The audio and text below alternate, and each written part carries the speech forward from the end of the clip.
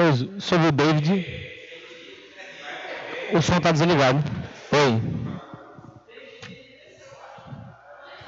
Oi, som. Som. Oi. Oi, som. Oi, som. Oi, som. Oi, som. Oi, som. Graças a Deus, meus irmãos, vamos nos colocar em nossos lugares para que possamos iniciar nossa EBD. Vamos orar. Senhor Deus, muito obrigado, Paizinho, por estarmos aqui reunidos nessa tarde, para ouvir mais sobre o Senhor, aprender mais sobre a idolatria. Fala aos nossos corações, nos confronta e também nos traz esperança, Deus, para que possamos viver a vida cristã, conforme o Senhor nos chama a vivermos, Deus, livre dos ídolos e adorando somente a Ti. Nos abençoe nesse momento, em nome de Jesus Cristo, Seu Filho amado, amém. Então, como os irmãos podem ter percebido, o título do livro, que a gente vai começar a estudar é o Ídolos do Coração. Creio que nós já tivemos uma aula, acho que com o Gabriel, sobre a introdução do livro. E agora nós vamos ver o capítulo 1, o capítulo 1 desse livro. E esse é um tema muito, muito importante, pois, como alguns podem ter percebido, nós estamos estudando também o livro de Juízes. E, se os irmãos tiverem percebido, a grande falha de Israel, do povo de Deus, era exatamente a idolatria, O povo sempre se perdia por conta da idolatria. Eles deixavam o Deus verdadeiro e eles passavam a adorar ídolos. Contudo, nós vamos ver hoje, com mais profundidade, como essa idolatria ela possui algumas nuances diferentes no nosso dia a dia. Então, nós vamos começar agora com uma história bem conhecida. Algum de vocês sabe o que acontece lá em Gênesis 31? Qual é a história que é relatada lá? Você pode filar também na sua Bíblia, se você quiser, só o títulozinho, ou dar alguma lida rápida para você lembrar que história é essa. Vamos ver se está todo mundo aí PhD em Gênesis. Gênesis 31, uma história muito conhecida. Vamos ver aí o que nós podemos extrair essa tarde sobre essa história aí, que é bem conhecida, mas muito rica e muito produtiva para falarmos sobre idolatria. Inclusive é o primeiro relato sobre ídolos na Bíblia. Gênesis 31. É a história do quê? Quem sabe? Raquel. Exatamente. Raquel, ela era mulher de quem? Quem? Já fale com firmeza, Jacó. E relembrando a história, basicamente Jacó, ele vai conhecer Raquel, ele vai se encontrar com ela e ele vai saber à primeira vista de que ela era a escolhida para ele. E ao ter esse relacionamento com ela, o Jacó ele vai conhecer o pai da Raquel, Labão, e ele vai estar disposto a trabalhar 7 anos por Raquel. Mas aí ele vai ser enganado por Labão, ele vai ter que trabalhar mais 7 anos, e ele acaba trabalhando 14 anos por Raquel. Mas, segundo as escrituras relatam, aqueles anos passaram assim, rapidamente. Jacó quase não sentiu, de tanto que ele amava Raquel. E é isso que nós vamos ver um pouco hoje, sobre a história de Raquel, antes de Gênesis 31. Esse relato aqui, basicamente relata quando Jacó, depois de um certo tempo, após ser enganado várias vezes por Labão, Jacó ele decide que ele vai sair agora da casa do sogro dele, para que ele possa sair daquela casa, porque ele estava sendo enganado. Labão estava toda hora passando a perna nele, e ele fala que ele vai embora. E quando ele decide ir embora, Raquel ela vai e rouba os ídolos, os deuses do pai dela.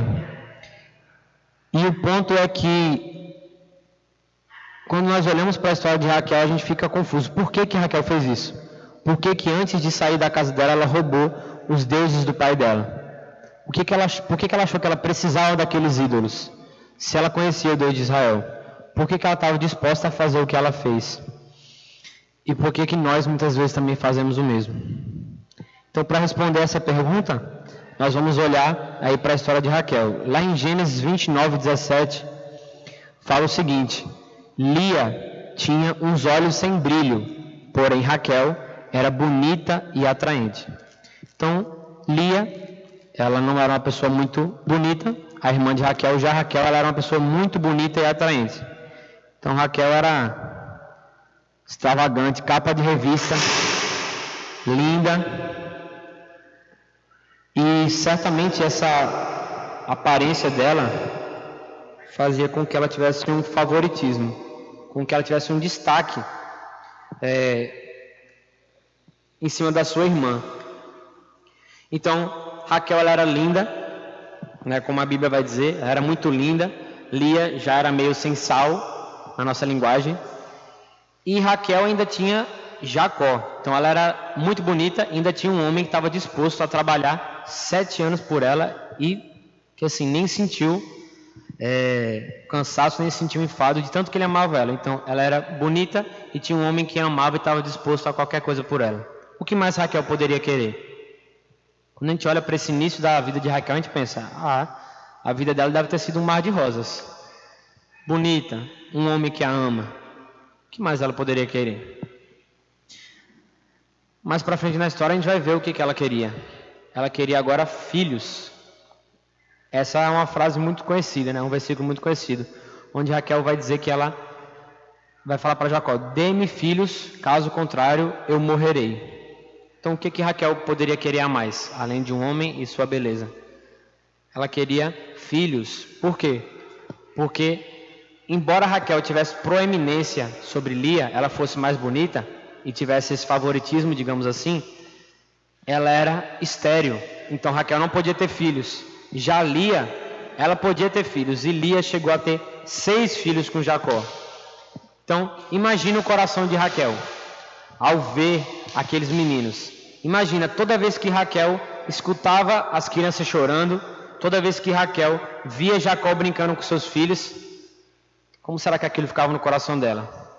Muito provavelmente Raquel ficava com ciúme, irada, caía em autocomiseração, porque de repente a posição dela privilegiada foi ameaçada por Lia. E agora ela fala já lá em Gênesis 30, verso 1. Ela diz desesperada: Jacó, dê-me filhos ou morrerei. E é interessante o versículo 2, e eu peço que vocês fiquem com a Bíblia em Gênesis, porque eu vou pedir para ler alguns textos, a gente só vai ver Gênesis. E aí nesse versículo 2, Jacó ele vai se irar com Lia, ele vai dizer: acaso eu estou no lugar de Deus? Então perceba, o desejo de Raquel de ter filhos era tão forte que ela começou a confundir as coisas.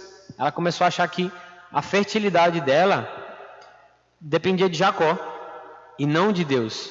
Ela começou a acreditar que Jacó estava controlando a vida dela, a posição privilegiada dela e a fertilidade dela. E agora ela desesperadamente pede um filho para Jacó, como se Jacó pudesse controlar a madre dela, pudesse controlar a fertilidade dela. Jacó se ira, e aí Raquel ela vai tentar de outras maneiras conseguir um filho. Ela, no seu desejo obstinado por ter filhos, ela vai entregar sua serva para que Jacó tivesse relações sexuais com ela e tivesse um filho. E ela vai tentando e vai com esse desejo insuperável de ter filhos, até que graciosamente, no momento certo, Deus concede a Raquel um filho. Se alguém puder ler, por favor, Gênesis 30, versos 22 a 24. A gente vai ver esse relato de Raquel tendo filho e como ela reage a isso. O desejo que ela tanto queria, ter um filho, aquilo que só Lia podia ter, agora ela recebeu de Deus. Vamos ver como ela vai reagir. Gênesis 30, 22 a 24.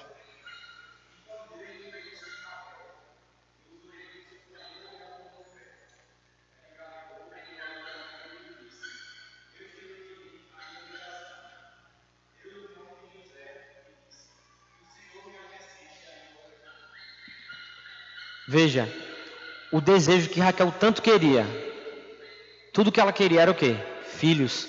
Me dê filhos ou eu morrerei.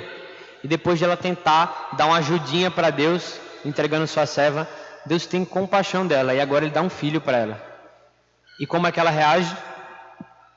Será que finalmente ela está contente? Finalmente ela está preenchida e alegre?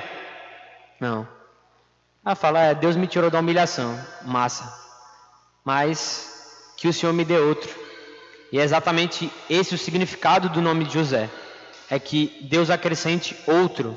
Ou seja, aquele desejo de Raquel que ela tanto queria, que ela achava que iria morrer se ela não tivesse, Deus agora deu para ela. E ela não está satisfeita com a bênção de Deus. Ela não está satisfeita com aquilo que ela tanto desejaria. Ela queria mais. E eventualmente, olhando mais para frente na história de Raquel, a gente vai ver que novamente ela dá a luz. Gênesis 35, 16 a 19, por favor. Se alguém puder ler. A gente vai ver novamente Raquel dando a luz ao seu próximo filho.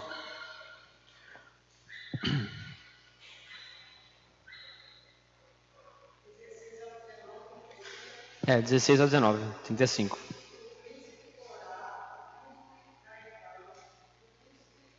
Não, Gênesis 35, 16 a 19, é isso mesmo? É.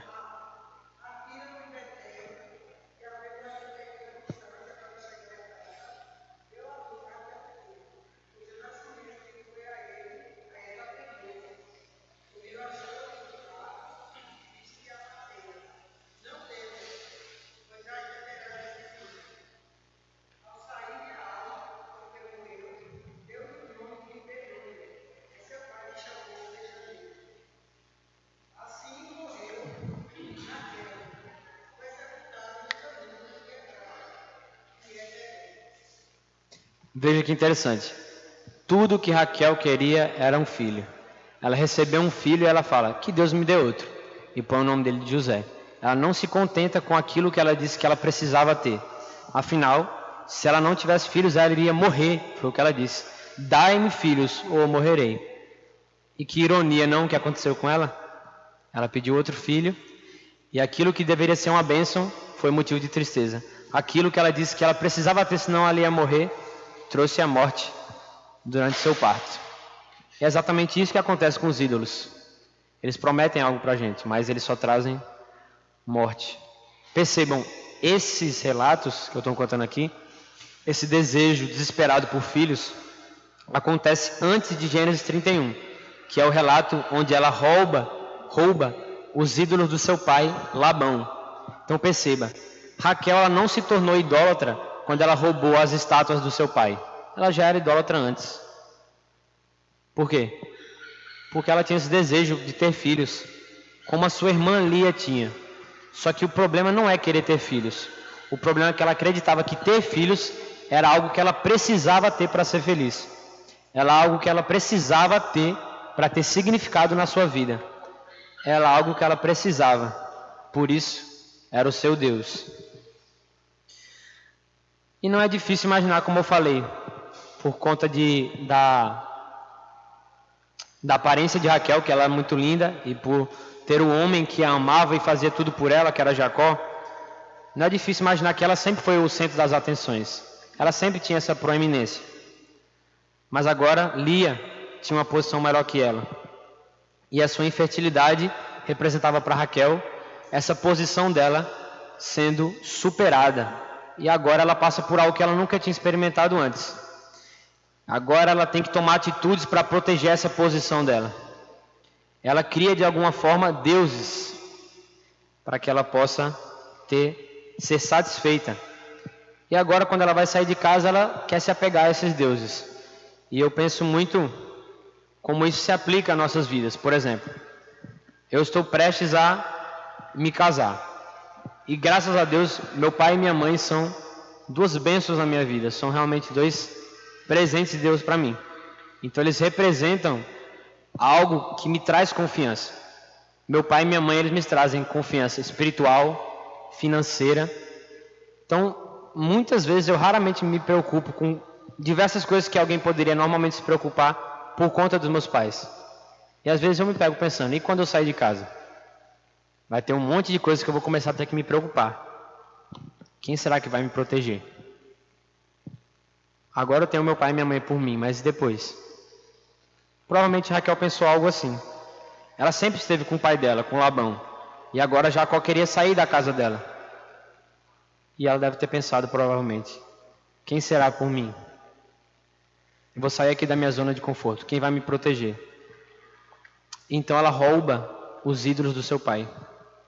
Ela queria um Deus que ela pudesse controlar. Ela queria um Deus que ela pudesse roubar, que ela pudesse esconder.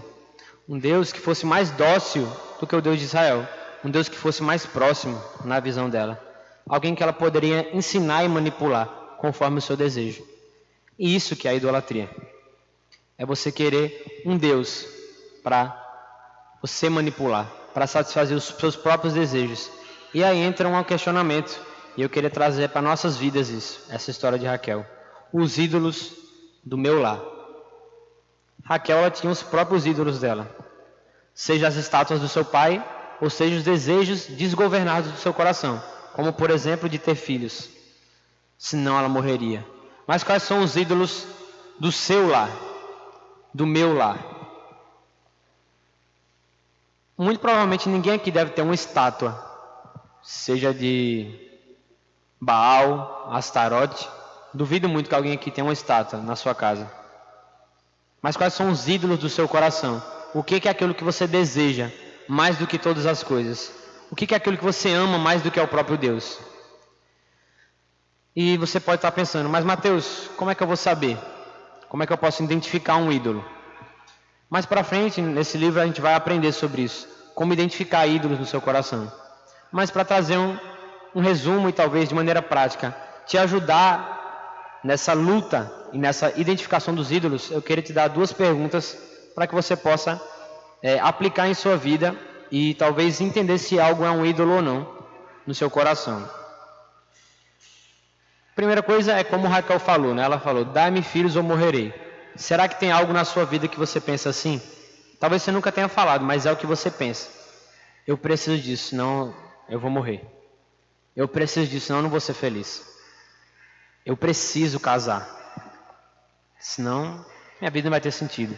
Eu preciso de um carro, senão eu preciso de saúde. Se eu ficasse tetraplégico, eu acho que eu nunca ia conseguir ser feliz.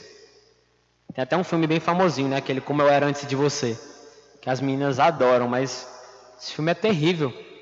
O cara, ele era um atleta e aí ele fica lá tetraplégico, e ele decide simplesmente no final do filme se matar, fazer a eutanásia, né? Porque ele entende que assim, a vida com as limitações que ele tem agora não adianta viver. Será que você é assim também? Qual é essa área da sua vida que você acha que você precisa dela para ser feliz? Saúde, relacionamentos com sua família, amigos, dinheiro, poder, fama. E aí você pode fazer as seguintes perguntas: o que eu preciso ter para que minha vida tenha significado ou para que eu seja feliz? Ou o que se eu não tiver, eu estou disposto a pecar? Qualquer coisa que você responder e que se encaixar nisso, certamente é um falso Deus no seu coração. É um ídolo que você levantou.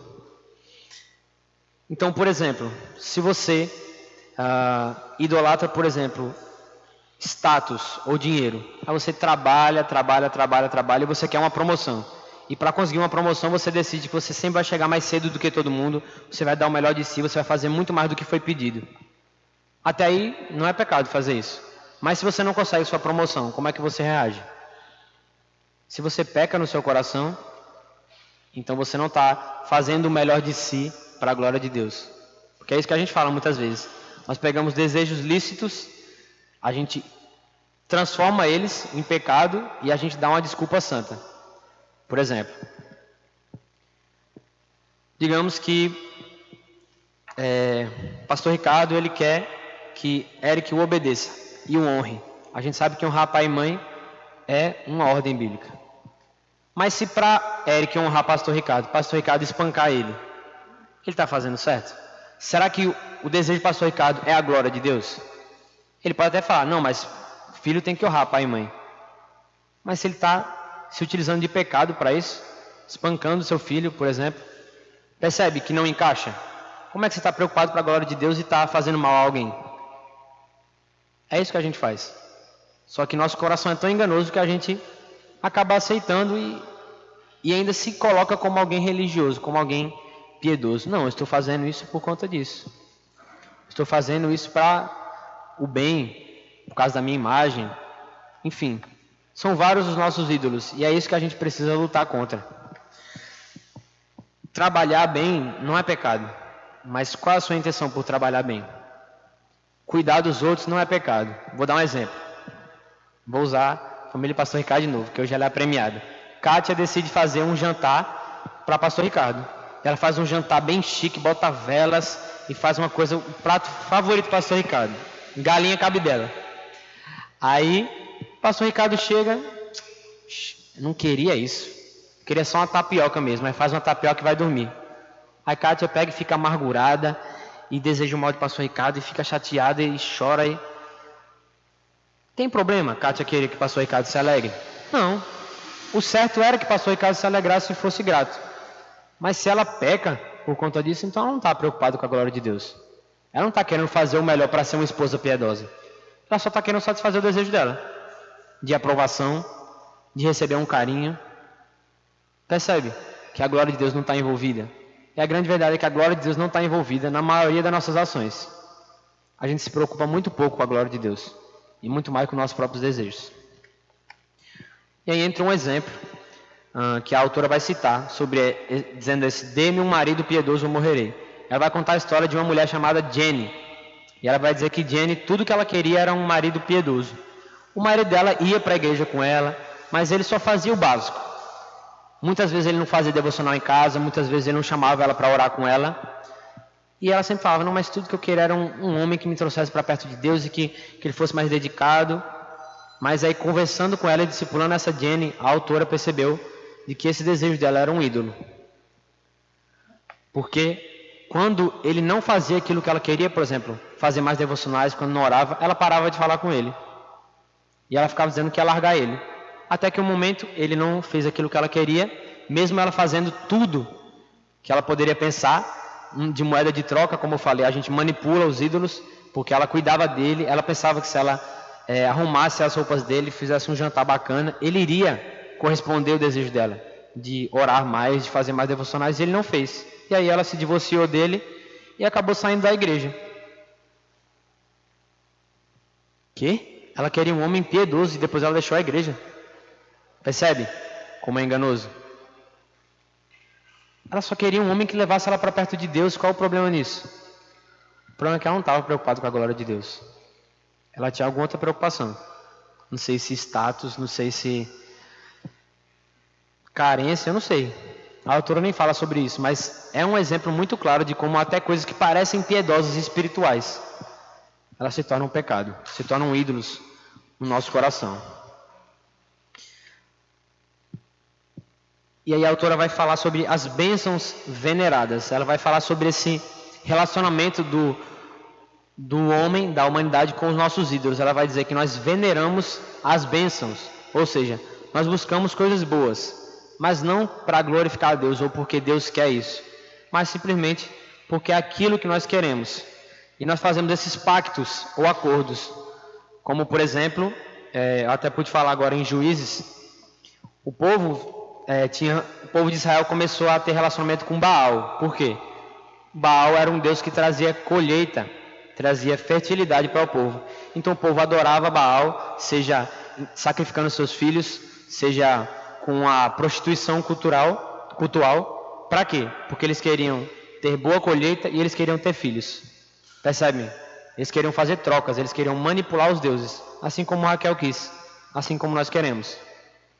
E o mais interessante não, o mais triste, o mais deplorável, é de que muitas vezes a gente faz isso com o próprio Deus. Às vezes a gente não cria outros ídolos, às vezes a gente torna o Deus de Israel, o Deus Todo-Poderoso, um ídolo. A gente quer que Deus faça aquilo que a gente quer. A gente coloca condições para o nosso relacionamento com Deus. E a gente faz coisas para Deus esperando algo em troca. Novamente, é algo muito difícil muitas vezes de entender. Por isso que a gente carece de dependência do Senhor.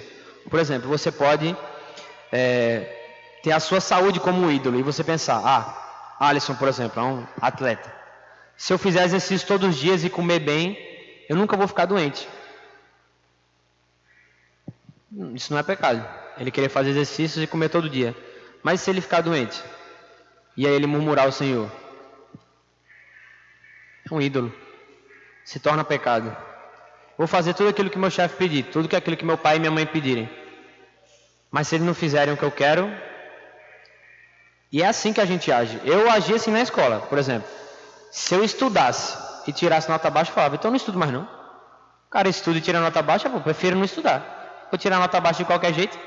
Eu pensava assim, mas que eu vou me esforçar se eu não estou me dando bem? Então por que eu estava estudando? Eu não estava estudando para a glória de Deus.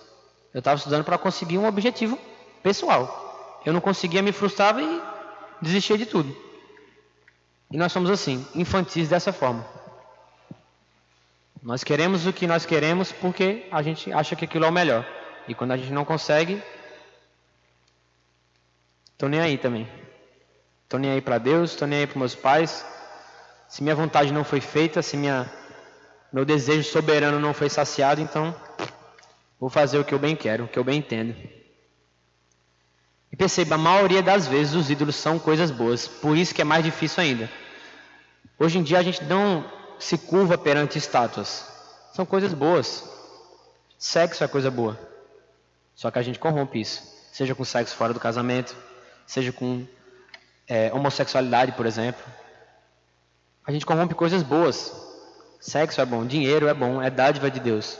Mas a gente pega essas dádivas de Deus, que deveriam ser setas, que apontam para o próprio Deus, e a gente torna esse ídolo. Glutonaria, por exemplo. Comida é uma bênção. Mas a gente torna isso em maldição. Então, se você está disposto a pecar para obter alguma coisa que você deseja, isso é um ídolo. Ou se você não consegue não ter algo ou perder alguma coisa, isso é um ídolo. Lembra? Quando Jesus é questionado qual é o maior mandamento, qual é a resposta dele?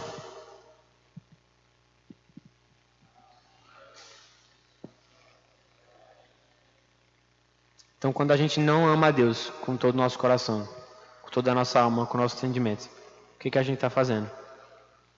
A gente está idolatrando. A gente está amando alguma outra coisa no lugar de Deus. É isso que Paulo vai dizer em Romanos 1. Conhecendo o próprio Deus, não adoraram como Deus. Antes, se desviaram e passaram a adorar a criatura ao invés do Criador. É isso que a humanidade faz. A gente passa a adorar outras coisas além de Deus. Porque Deus a gente não pode manipular. Porque Deus é um Deus santo e Ele se ira com o nosso pecado. A gente não quer lidar com isso. A gente simplesmente quer a nossa vontade. E é interessante porque eu conheci uma vez uma senhorinha que ela era bem católica e ela tinha vários santos. E aí ela dizia que quando ela não conseguiu o que ela queria, ela pegava o santo e virava de cabeça para baixo e botava na água para punir o santo. Ela pegava o santinho e botava de cabeça para baixo. Nós somos assim. A gente só não tem essas estátuas.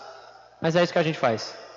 Às vezes a gente quer punir Deus por os nossos ídolos, porque a nossa vontade não é feita. O maior mandamento, o mais importante é amar a Deus acima de todas as coisas. Então, seja você trabalhando diligentemente, seja você preparando um jantar delicioso para o seu marido, você deve fazer isso para a glória de Deus. 1 Coríntios fala isso. Quer comais, quer bebais ou façais qualquer outra coisa. Faça tudo para a glória de Deus. Só que nós somos ladrões da glória de Deus. E por isso que nós continuamos idolatrando. E ao invés de recebermos as bênçãos que a gente tanto venera, a gente recebe maldições garantidas. Se alguém puder ler, por favor, Jeremias 17, versos 5 e 6. Nós vamos ver sobre isso, sobre quando o homem não confia em Deus. Ele confia em qualquer outra coisa.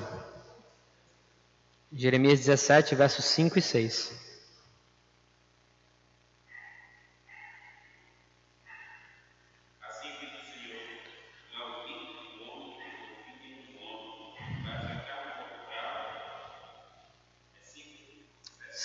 É 17, 5 e 6, é isso mesmo.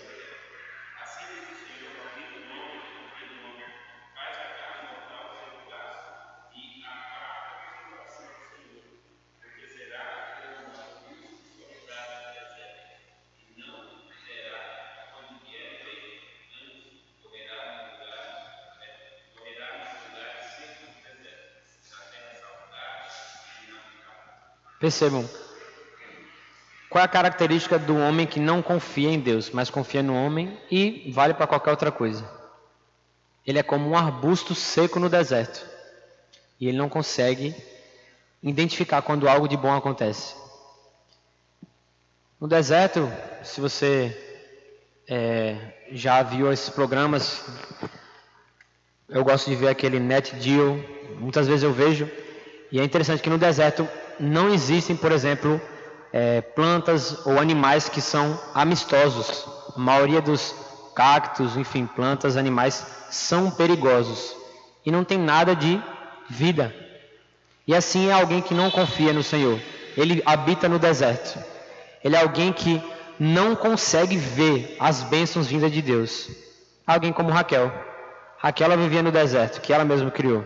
Por quê? Ela não conseguia identificar que ela tinha um marido que a amava e que ela tinha um filho, que era tudo que ela queria.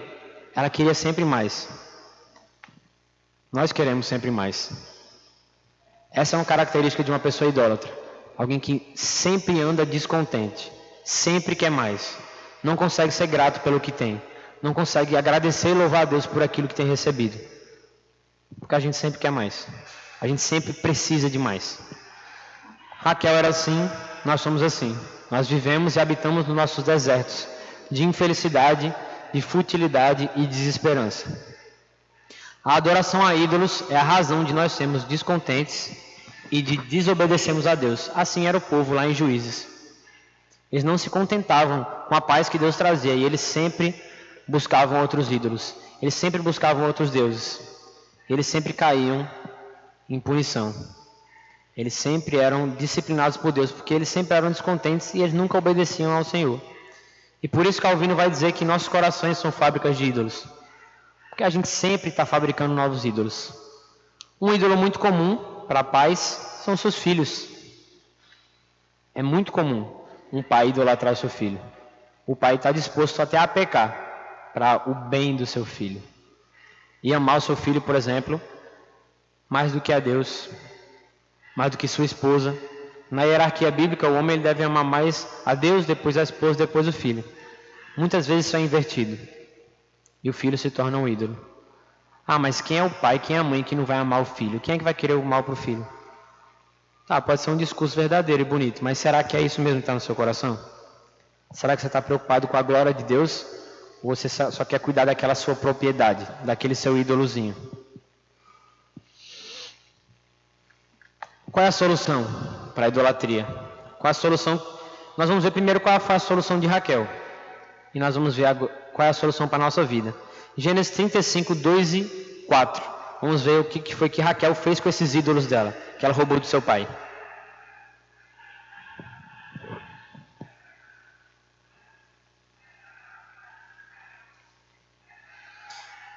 Gênesis 35, verso 2 e 4. Qual foi o desfecho aí de Raquel e seus ídolos?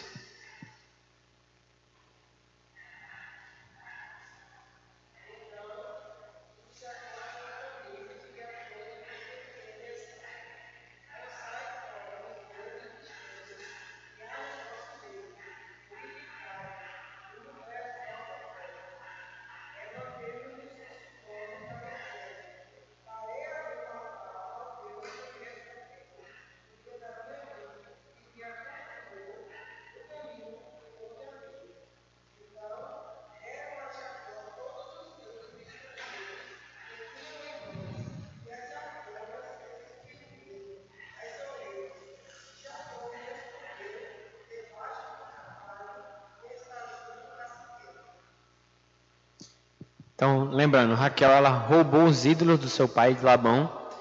Labão descobre que Jacó fugiu, porque ele queria ficar lá com Jacó, porque enquanto Jacó estava na sua casa, ele sempre era abençoado, e Jacó querendo meter o pé, porque ele foi enganado várias vezes. Labão vai atrás de Jacó, ele faz uma viagem de 3 dias, vai atrás de Jacó, e quando ele encontra ele fala: por que você roubou meus deuses? Aí Jacó fala: ó, que seja amaldiçoado aquele que está com os seus deuses. Pode revistar. Mas Jacó não sabia que Raquel tinha roubado. E aí Labão está revistando tudo e não acha. E quando ele vai revistar Raquel está em cima de um camelo, sentado em cima dos deuses. Ela fala: pai, perdão, eu não vou poder descer porque eu estou no meu ciclo menstrual. Então, me perdoe por não poder descer e falar com o Senhor. E ela estava escondendo os ídolos dela. Mas e agora, qual foi a solução? Nesse texto que a irmã leu, qual foi a solução dos ídolos de Raquel? O que ela fez? Ela deu para Jacó, e Jacó fez o quê? Enterrou debaixo de uma árvore, não foi? Então Jacó fala, me deem todos os ídolos, eu vou enterrar agora debaixo de uma árvore perto lá de Siquém. Mas o que essa história tem a ver conosco? Tá bom, Raquel deu os ídolos, os deuses de Labão para Jacó enterrar debaixo de uma árvore, mas será que eu consigo fazer isso? Para quem que eu vou dar esses ídolos? E ele vai esconder em que árvore? Os ídolos do meu coração. Como é que nós supostamente devemos lutar e nos livrar desses ídolos? Novamente, Raquel ela deu para seu marido e ele enterrou debaixo de uma árvore. E nós? O que nós fazemos? Nós devemos também enterrar nossos ídolos, mas ao contrário de Raquel, que tinha um marido imperfeito, aquele que está em Cristo tem um marido celestial. E esse marido celestial, ele nos chama a nos desfazermos de nossos ídolos, assim como Jacó. E ele fala que vai nos enterrar também nossos ídolos debaixo de uma árvore, mas não qualquer árvore. A árvore mais gloriosa de todas. A árvore lá no Monte Gólgota, a cruz. Nós somos chamados por Deus, por esse marido perfeito, a nos desfazermos de nossos ídolos e enterrá-los sob a cruz. É na nossa união com Cristo que nós podemos nos livrar da idolatria. Podemos vencer essa nossa tendência de amarmos qualquer outra coisa senão a Deus. Essa nossa tendência de não amarmos Deus acima de todas as coisas, com todo o nosso entendimento, com toda a nossa alma.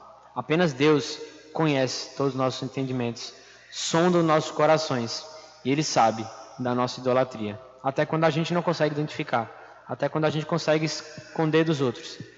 Deus ele identifica, Ele conhece completamente o nosso desejo e a nossa idolatria. Mas, graças a Deus, não para por aí. Eu queria que alguém pudesse ver aí Hebreus 4, 13, 15 e 16. E a gente vai ver que Deus, ele, além de conhecer, Ele traz uma solução para nossos pecados, para nossos pensamentos, para nossa idolatria. Hebreus 4, 13, 15 e 16.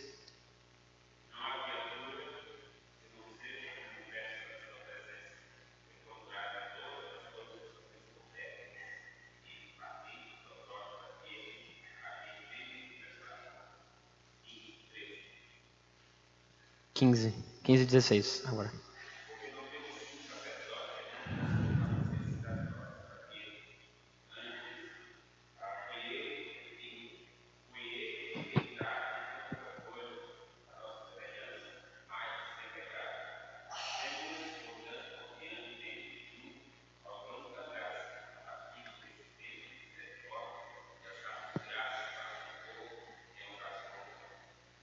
No versículo 13 fala que está tudo descoberto e exposto diante de Deus.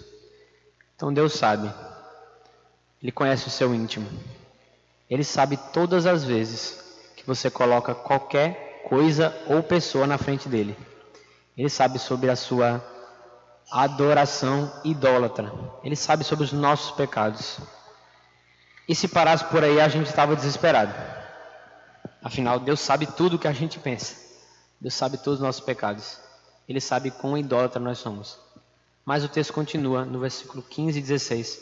Fala que nós temos um Salvador, um sumo sacerdote perfeito, que se compadece dos nossos pecados, se compadece da nossa fraqueza. Ele sabe que nós somos idólatras, mas Ele se compadece e Ele se entregou no nosso lugar. Ele foi tentado em tudo, mas Ele nunca pecou. E Ele imputa a sua justiça perfeita em nós, através do sacrifício de Cristo. Ele foi tratado como um idólatra na cruz, mas Jesus só amou ao Pai em toda a sua vida. Ele sempre obedeceu ao Pai, ele obedeceu cabalmente à lei, mas ele foi tratado como um idólatra, para que você fosse tratado como um justo. Ele é a solução, Cristo é a solução, a cruz é a solução.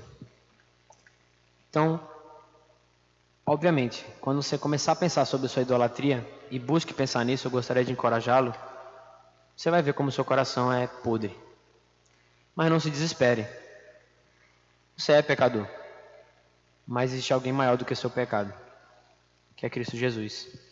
Então, ao invés de fugir de Deus, do seu pecado, fuja para Deus. Ele nos chama a irmos com coragem, com confiança diante do trono da graça, onde Ele nos dá misericórdia em tempo oportuno. O tempo é agora. Busque ao Senhor. Não fuja de Deus, fuja para Deus. Vá em frente. Se aproxima de Deus com confiança. Não batendo no peito e dizendo que você é perfeito, mas fazendo como aquele publicano. Fala: Deus, tem compaixão de mim, pobre pecador. Se aproxime do Senhor. Não se desespere. Não tente manipular coisas e pessoas como Raquel fez. Não tente punir as suas divindades como aquela senhorinha. Confie no Senhor. Se aproxime dele, pois ele se identifica com as suas lutas. E ele é mais do que capaz para te dar suporte e graça. E lembra, Deus sempre dá graça proporcional ao nosso desafio. Ele sabe aquilo que nós precisamos. A Bíblia fala que nós temos tudo que precisamos para a vida e para a piedade. Então você tem tudo que você precisa para se desfazer dos seus ídolos e passar a adorar a Deus integralmente e completamente. Até que Ele venha, e quando Ele vier, nós não vamos mais lutar contra isso. Nós vamos adorá-lo por quem Ele é. Nós vamos adorá-lo plenamente. E o nosso coração não vai estar mais dividido. Nós não vamos mais tender a adorar outras coisas, outras pessoas ou sentimentos e sensações. Nós vamos adorá-lo por quem Ele é. E essa é a nossa esperança. Amém? Oremos. Senhor Deus, muito obrigado, Pai, por esse momento. Obrigado porque pudemos relembrar sobre idolatria. Algo que, infelizmente, Deus, nós corriqueiramente caímos. Nós corriqueiramente passamos a adorar outras coisas, pessoas, além do Senhor. Mas tem misericórdia de nós, Pai. Tem misericórdia e que não venhamos a nos desesperar nessa luta constante contra a idolatria. Que não venhamos a fugir do Senhor envergonhados, mas possamos nos aproximar do trono da graça com confiança de que vamos receber misericórdia em tempo oportuno. Nos guia, Pai, nessa luta contra a idolatria. Nos dá sabedoria para que possamos identificar os ídolos do nosso coração.